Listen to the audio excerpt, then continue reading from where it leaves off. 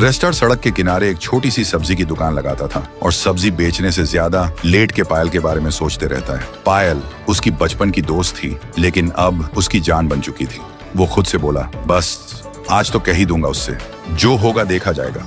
शाम को दोनों समुंदर के किनारे घूमने गए। ठंडी हवा चल रही थी, लेकिन रेस्टार के दिल में तो तूफान था। उसने आंखों में आंखें डाल के कहा, पायल, शायद पहले कभी प्यार नहीं बोला, लेकिन मैं तुझ में अपना फ्यूचर देख चुका हूँ। पायल मुस्कुराई और बोली, तो फिर लेट किस बात की?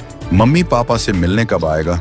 रेस्टार की दुनिया ही रोशन हो गई और दोनों घर लौटने लगे। सब कुछ परफेक्ट लग रहा था, लेकिन किस्मत को कुछ और ही मंजूर था। थोड़ा आगे जाने के बाद सामने से एक तेज रफ्तार गाड़ी आई और जोर से टक्कर। सब कुछ एक पल में खत्म हो गया। कुछ देर बाद रेस्टार की आंख खुली। उसने देखा पायल जमीन पर बेहोश पड़ी थी, खून से लथपथ। रेस्टार घबरा के चीखा, पायल मेरी जान, उठना! लेकिन पायल बिल्कुल शांत थी।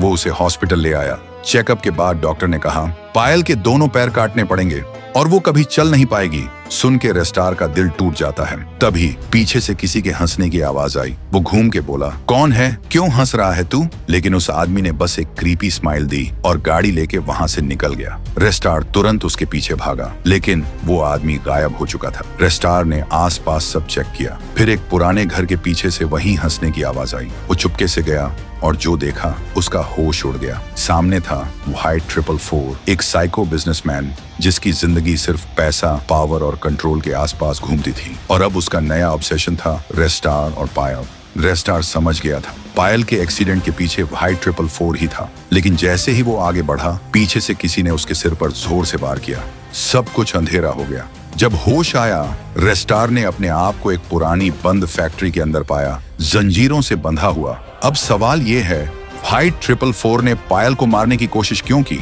किसने रेस्टार के सिर पर वार किया? और रेस्टार वहां फैक्ट्री तक आया कैसे? अगर जानना चाहते हो तो कमेंट करो। पार्ट 2 चाहिए।